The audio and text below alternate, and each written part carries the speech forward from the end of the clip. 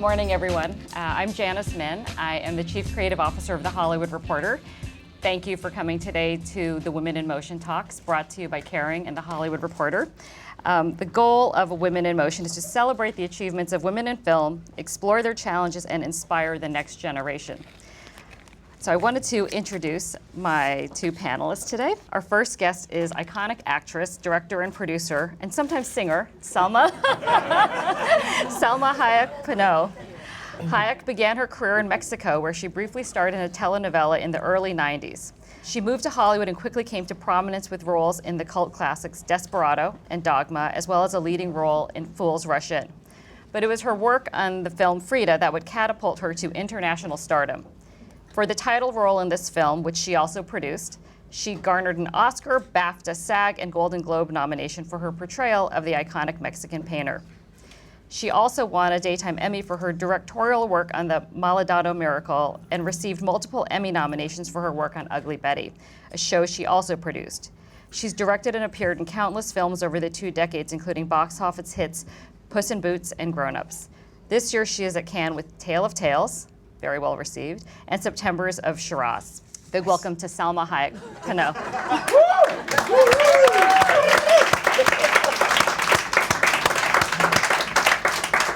We are also joined today by international leading man. Yeah, my list is going to be a little shorter. I gotta go! Matthias Schoenaerts. No. Schoenaerts is a Belgian-born actor who rose to prominence as the star in Bullhead, a 2011 Oscar nominee for Best Foreign Language Film. It was his leading role opposite Marion Cotillard in the 2012 film Rust and Bone that would garner him a Caesar Award for Most Promising Actor. He has since worked with Tom Hardy and James Gandolfini on The Drop, and you will see him, or may have already seen him, in one of his many films out this year. A Little Chaos opposite Kate Winslet, Sweet Frances with Michelle Williams and Kristen Scott Thomas, Far from the Madding Crowd with Carey Mulligan, and Marilyn, for which he is in Cannes. Yep. He will also star in this fall's The Danish Girl with Eddie Redmayne and the upcoming HBO miniseries Lewis and Clark, where he plays Clark. Welcome, Matthias Schoenaerts. Thank you.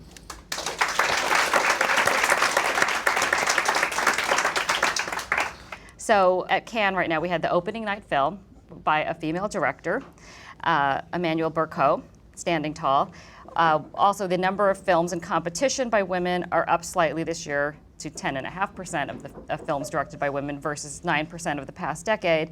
The honorary Palme d'Or will go to a female director, Agnes Varda, for the first time ever. And that's the good news out of Cannes. But there are also some sobering things that have been happening in the last few weeks. The ACLU in Hollywood filed. They are petitioning the government to investigate Hollywood, the agencies, the studios, for discrimination against women, systematic discrimination against women. According to a study published last year, women directed only 4.6% of studio films. At the 2014 Oscars, not one nominated film for Best Picture featured a female lead protagonist. So all of this I could go on and on with these statistics. We know all of these. I love this quote from Thierry Frémaux, where he said, "If Cannes could solve the problems of male domination in film, I would do it, but I don't think that's realistic." So one of the things I was thinking about before, when I knew I was going to do this panel, was, and Salma, you've been involved in so many of these talks, we talk a lot about, we all know these statistics, we all know things don't really improve very quickly, and it seems women, we're oftentimes in a female echo chamber, whether it's on social media or in these sorts of forums. How do we get more people, I guess namely men, involved and engaged in this discussion? There is a very simple answer, and really a very simple solution. You get them involved the same way that you get men involved in anything. And the only way you can inspire them, money. Yes, let me explain. What are you talking about? I mean, not you, but you are like one separate star. That's why you're here, and I really applaud you for it. But the truth is that we can put pressure with the government, but then you have to remember that there's only 10 women as head of state in the government. So I don't know how much they can be helpful, because somebody has to investigate them also against discrimination against women within the government. But the only thing that it really can work is to show them that we are an economical force. I don't think they're really taking the time to discover this because they are very busy doing their macho thing and because they are so overwhelmed, desperate, trying to see how they're going to make money in the same way they've been making money. And the truth is that nothing else will move them. It's a big industry and it's a business. They don't think like us, like they don't see, oh my God, this is fair. I mean, this is embarrassing. This is humiliating that we do this. No, that's the way we talk. They say, well, how much are they worth? And the sad thing is that the only two industries where women make more money than men are in fashion and in pornography. For this kind of filmmaking, we are the big stars.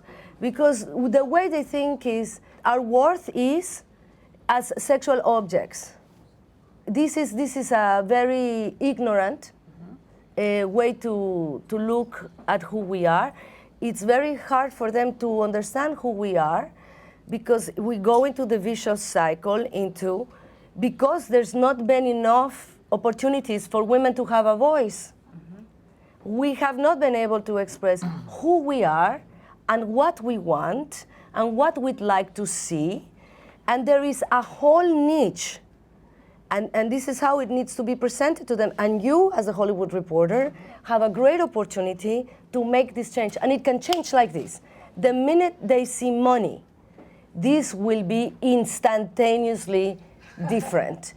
When I was trying to produce things for Latins, and I was always getting the door on my face, one after another time, I came up with this, I'm sorry, but brilliant idea to try to look for statistics that prove our power as a consumer. Because we are such a huge population in the United States and we were not represented anywhere, except again, the maid, one little part, all these things. So when I was trying to get Ugly Betty on the air, they said no many times and I wouldn't just go away. And so one time what I did was I went to a company that buys time on television. I showed them the numbers, and I was able to convince them because they wanted to get to this audience, to these people, so the advertisement could go to the Latino audience because there was a power in money behind it. And I was able to come back to ABC and say, look, I already sold every spot for the commercials in the show. I was trying to do a telenovela that had been made in Colombia, where the leading role was a girl that was not pretty. I was trying to make, for the first time, a 1-hour show that was a comedy, had never been done before, and that had a new visual proposition. Every time you try to bring something new, they run for their life. And so it was really inconceivable that something like this could get on the air. But once they saw the money, we got on the air immediately. And what happened? The first time it aired, 16 million viewers. So I really think that we have to, and you can help me with the statistics because I have my theories, but nobody's taken really the time.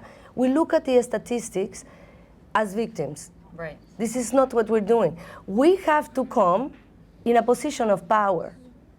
It's not like, oh, you haven't noticed it. No, it's like, you don't know what you're missing. Mm-hmm. And when they know that what they're missing is money, they'll jump in that boat, at speed light.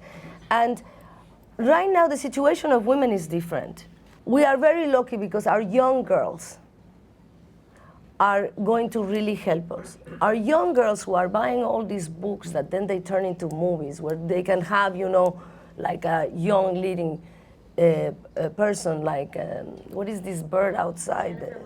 The bird, the Hunger Games, or the one with the singing with the perfect pitch that just made a lot of money. Yep. Yes.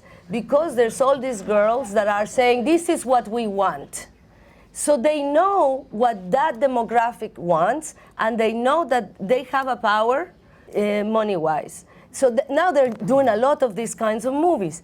But they are forgetting that there is this X generation of smart women that have a huge power of economical power. Because now, different than in the past, we are successful, we work, we make our own money, and we are a very strong consumer. The problem is, it's very hard for them to know what we want to see. Because since there is nothing that can say what we want to see, they don't produce it, we don't go to the movies. And this is my theory, somebody can go and prove me right or wrong. This is why I need you guys with the statistic power. I think what happened was that because there was nothing for us to see, we are completely abandoned. Of course, there's also no job for the women that could understand maybe what we want. Maybe we don't even know what we want because there's no writers, there's no producers, and there's not enough directors. And we started watching television. We started watching cable shows that were more interesting, that were smart. We don't really care about things that are out there that portray us as the sexual object. That doesn't sell to us. And now the movie industry is in trouble because we don't care about their movies. Right. And they're trying to figure out, oh my God, technology is destroying us. No, they're destroying themselves because they're undermined us and our evolution. They thought, oh, chick flicks, romantic comedies. Guess what? We're smarter than that. We are more demanding. We don't want to go see this. That's from the past. Oh, they're not working anymore. If they don't give an opportunity to my friend Hannah right here, she's a brilliant writer. She wrote for so long, so many amazing films that many of her films are in something called the blacklist, which are the brilliant films that never got done. Why? Always strong women in the film, smart women in the film. Everybody acknowledges the scripts were great, but nobody would make them. How many years did you go as a writer without a script ever being produced? 25. 25 years. A brilliant writer. She never stopped working. Everybody would commission her for a script. But for 25 years, brilliant scripts that never got done. Somebody has to make the study to see that they have to let us have our own voice.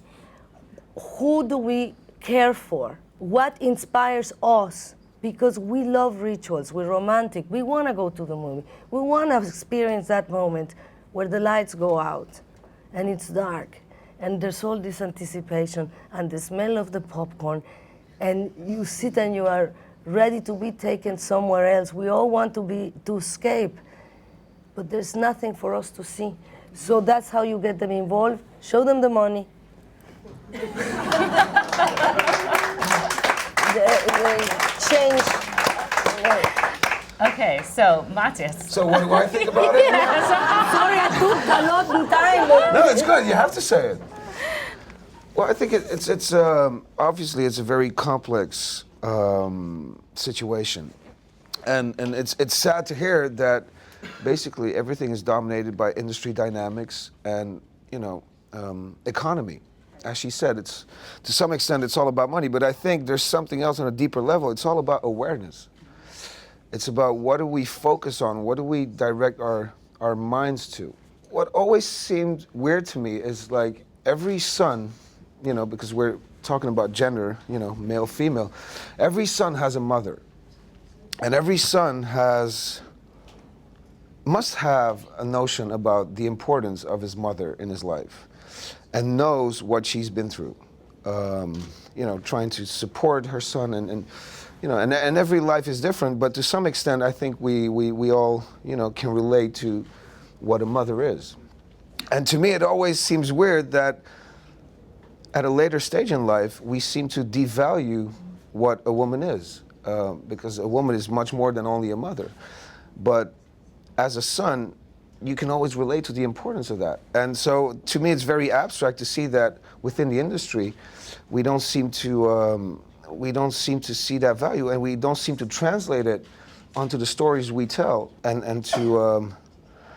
there's an enormous beauty and depth to what the female represents and what she embodies in all her dimensions.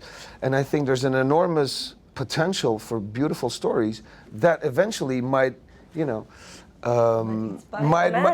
exactly, and that might inspire, and that might make money, right. And it's a sad thing that in the end it always comes back to that very dynamic of making money. Honestly, it's truly sad, but it shouldn't keep us away from telling what we need to tell, and also tell stories about these. I don't know. To me, it's really insane that this industry is like completely dominated by this masculine testosterone hormone. Right. Yeah. Well, I was reading an interview you recently did about Far from the Madding Crowd, and you're one of 3 men in the movie who are in love with Carey Mulligan's character, Yeah. and this is based on a Thomas Hardy book written about 100 years ago. And so the interviewer asked you, the novel has been adapted for the screen several times. Why do you think it endures? And you responded, it's a very nuanced and profound portrayal of this independent woman who is very relevant nowadays. When you consider that this book was written more than 100 years ago, women were not at all portrayed in that way. It was pretty unconventional. Still, nowadays in the movie industry, we're missing out on a lot of those parts. Female actresses are not offered the same opportunities as male actors. So I think we're still in a very, how do you call it, masculine-dominated industry. So I think this part for an actress is a great gift and blessing, but at the same time, it's a tough road to tackle because you can still turn this character into an arrogant young lady.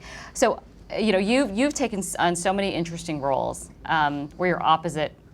There are these very nuanced male characters which don't exist on screen as, in the same way very nuanced female characters don't.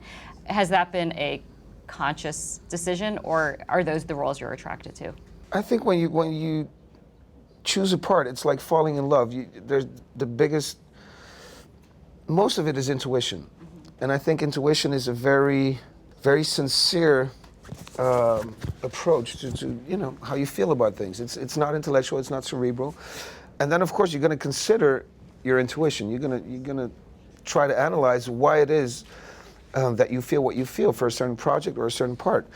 But in the end, it's all about humanity. And this gender question, I think it is very important, but in the end, it's all about individuals that have a heart, that have a soul, and that have a heartbeat, and that live life, and that have an imagination, that have sensitivities. And yes, males and females, they might have different sensibilities, but before they're male or female, they're individuals. And I think that is much more interesting conversation. And so to me, this male, female, it's also like ethnicity is the same thing. It sets people apart.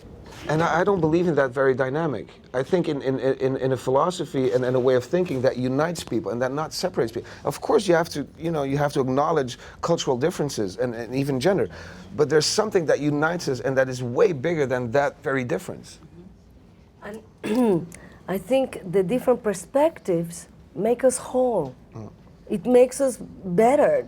It's a better exposure. I just want to say something about Matthias. Well, no, not about Matthias. About the opposite of Matthias. And I know I'm going to get into a lot of trouble. But, one of the problems, and nobody talks about this, is that the leading men are really at the heart of this problem too. Most of the big stars, in their contract, they have approval of the leading lady. Already the part is small, okay? Already is usually dumb, but the guy that is going to be the god of the movie, he gets to decide who. Already they don't pay us the same, right. And this is a little bit discrimination too. It should be the director's choice, not the actor's choice. The actor is there to do a job that is the acting. The fact that he has a say who he gets to kiss or not, I find that very sexist in its own right. And then I will also say this about them, because everybody talks about the industry, but they are a very big power in the industry.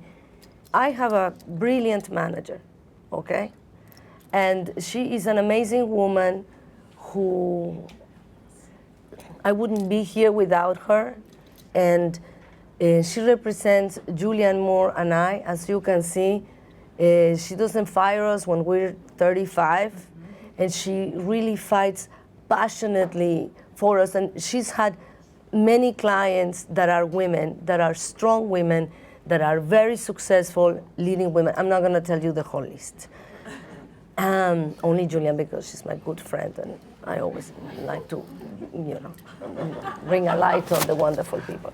But one of the problems, and we've talked about this, when the strong women that are like top stars, she has had many of the top leading ladies. We get the script, everything is ready, right? The men don't want to play second banana or an equal role to the... Second banana.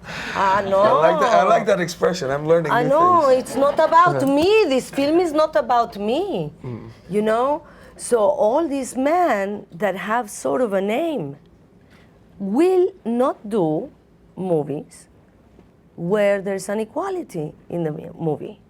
All these big idols that we adore, that we look up to, not all. Let's say 99%. There's always Matthias. I vote Matthias for president. I'll play 25th banana if I can play with you. Seriously. Please, I'll play a wallflower. Please, somebody write something for us. But this is incredible, because a lot of great projects, I'm not exaggerating, they die because they could not find a leading man, and because the box office is based on the leading man, the financing falls apart, the studios don't want to distribute it. And here's another problem. They have approval of the script, and they do not like it when the female character is strong and interesting and can steal some of the light from them.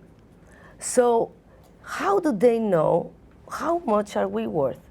Because when the movies come out, all the box office is credited to the man. How do you know how many people were fans of the woman that was in the movie? We get no credit for bringing anyone in it. You get credit like, oh, you were in a big box office movie with so-and-so. You're sort of current. And this is as far as we can go. So what do we do? Just look at this picture. You don't get credit when they are big successful. Normally, big box office are based on the man. Then when there is no writers, no directors, except thank God for the gay man, because since they are men, they sort of sneak in as writers and directors, and since they are gay, they sort of understand who we are. So we have brilliant people like Tennessee Williams, who wrote incredible parts for women, and we can still do plays. Or, you have Pedro Almodóvar, who understands, who we are and how we feel. But let's say you get someone like Hannah Weg, who writes this brilliant script, and someone like Evelyn O'Neill, who fights really hard and gets the director and gets, somebody interested. But then you don't get the guy. And where do we go? So there's really a lot of different obstacles. The discrimination is in many different places, and one of them is the leading man, and nobody talks about it. Okay, so Salma, Alfred Molina. I'll never work after this. Alfred Molina. Okay, let's write something. Your co-star in Frida, he said of you, if Salma were white and male, she'd be bigger than Harvey Weinstein. I hope we're not talking body size.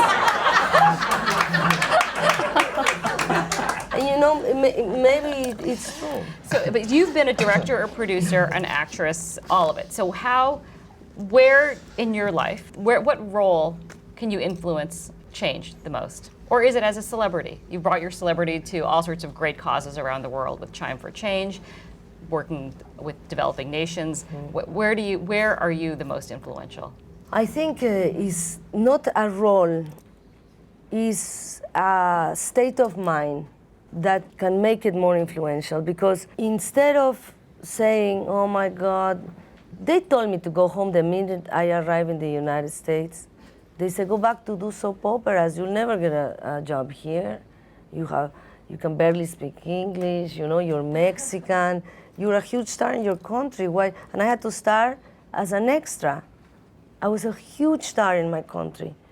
I had to come to the United States, and when every door was shut on my face, I started as an extra.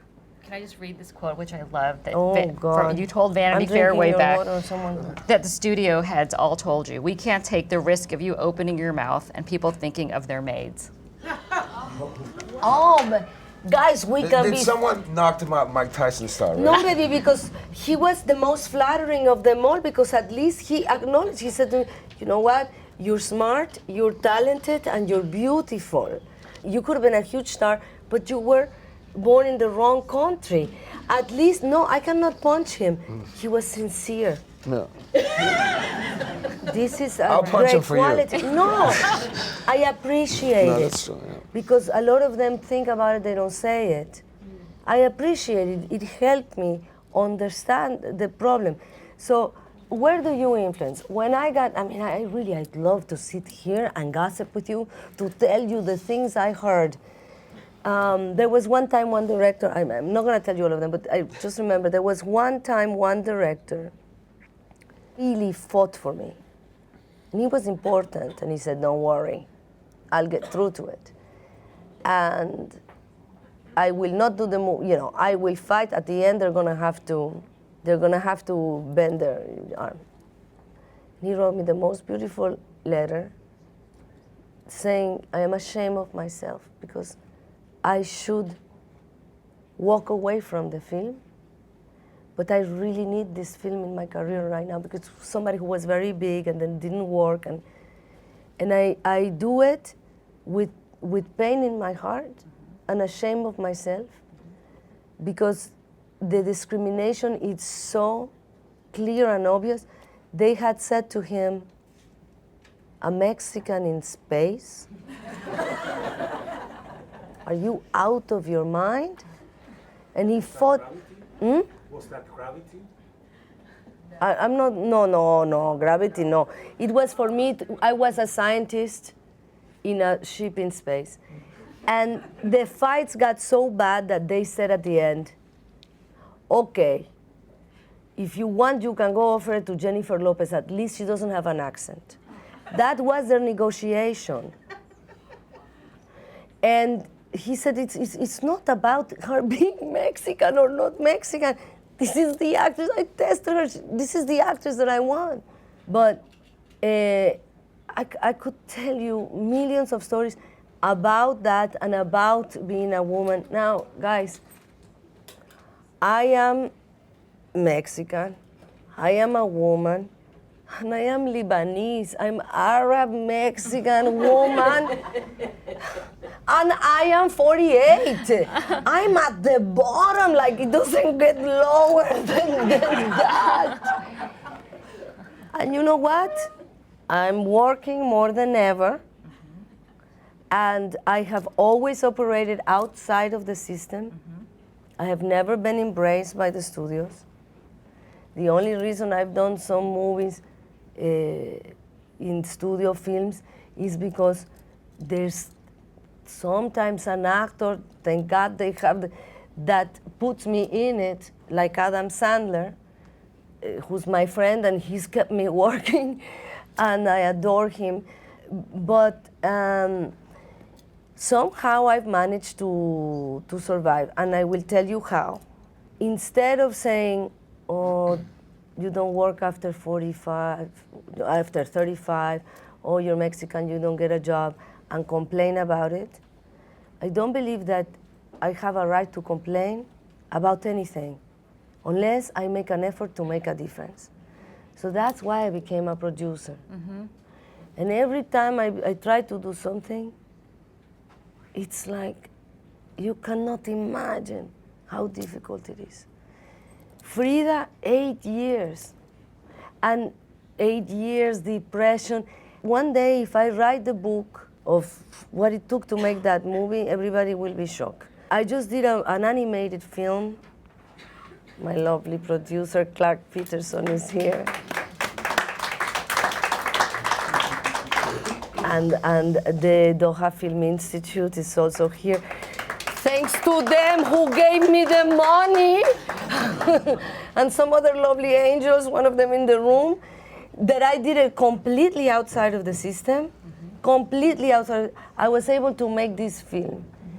But it was a struggle because also it's very difficult. But you know what I do? I do things that are original. It's gonna be hard anyway. So I try to do something that it's worth it, that it's from my heart, and I prove them wrong. Like with Ugly Betty, they said, no, they know it all, they know what works. Oh, wow, it worked. Like with Frida, imagine, guys, I was going around saying, I want to make this movie about two artists. At the time, that was already there, like, go away, because all the films about artists were, like, not doing well. And they're Mexican, and okay, forget it. It's a period piece, okay, no. And it's a love story between a fat man and a hairy, crippled woman. Oh, and by the way, I forgot to tell you, they're communists. So imagine, and by the way, I'm not a big name, you know, you don't care, I don't have no career. And somehow, just because of the attitude, not because I'm a producer, not because I'm an actress, because I will not surrender and take no for an answer. And I refuse to be a victim and sit down and cry. If I die on my way there, I die with pride. And if it doesn't happen and I go down, I don't go down. I go up in my own little world because I did something with conviction. And again, I proved them wrong. It worked. I'm sorry, I'm talking so much. No, it's good. Keep This talking. is such a subject things. matter No, but you're saying important that you things. can't shut me up Of about. course. I won't ever do that. So I want to ask Matthias, so you are very much on the rise. And let's say you are one of these big leading men in a studio movie. And knowing how you feel today, are you going to ask for things down the line for approval of the female lead? I mean, or you're going to have a team of people maybe who will think you should ask for that. Like, how you feel today, how is that going to inform your decisions as you continue to ascend? I always go with what I feel, and I think that's the right way to go. I don't overthink things. You know, overthinking ruins things, and I truly believe that. So I just, I try to be I stay in tune with what I feel, with my intuition, and I don't think I'll ever fall into those mechanisms. But then again, It's just a very female attitude. Is it? Yes, I love it. no, but I think it's. Of course, you consider and you have an idea and a wish of who you would love to work with, but I don't think I'm in that kind of zone where I don't know. It's weird. It's when you tell me that it sounds freaky. Seriously, Right. It really sounds freaky. And I should be aware of it, it's not that I'm naive, but I don't want to be like over aware about these things because they make me cynical, and cynicism I think is like the worst nourishment for creativity. So I just want to stay away from it as far as possible, which doesn't mean I want to be naive and just brush it away, but I try to have focus on the good things and work from the heart, and I think, see things from a human perspective and not in a polarized perspective, not in a gender perspective or, cultural perspective, but just, look at each other as in terms of individuals, and stay in tune with that. Did it cross your mind one way or another that the director of Marilyn was female? Is female? No, and it's a funny thing because it really bugs me that people straight away they go like, how was it working with a female director? I'm like, wow, what are you talking about? For me it's like working with a person. I like the person, I like her imagination, I like her sensibility, and I work with her. And once I'm working with her, I'm not looking at her as a female director. I'm looking at her as a friend, and we're working. Yeah, and we might collide, and we might, but that's part of a creative process. But I'm not, once I'm in there, I'm not considering her as a female or as, that's not the way I think. And it's funny that in interviews, people really refer to it like permanently. So, do you think, because the film, it has, to some extent, has a lot of violence to it. Yeah, so is it a female look on violence? I'm like, a female look on violence? I don't even know what that means, It's just a human notion of violence, which is translated into a film. And I think female as well as women, women as well as men, have encountered violence. And so, yes, they can talk about it. And do they have a different perspective on it? Maybe, but that depends more on the individual that they are than the gender that, that they embody. So it's pretty abstract to me. It's interesting, some of the movies that women get through to get done, it's not that hard. Really, they're very easy to convince. Money. If you show them money, they'll jump on board like this, but then we need you around. Mi amor, I have to go. I have to abandon you. Okay, thank you. My ship is waiting. I have to go to the other continent. Go. But I'm going to miss you. I'm going to write you a letter.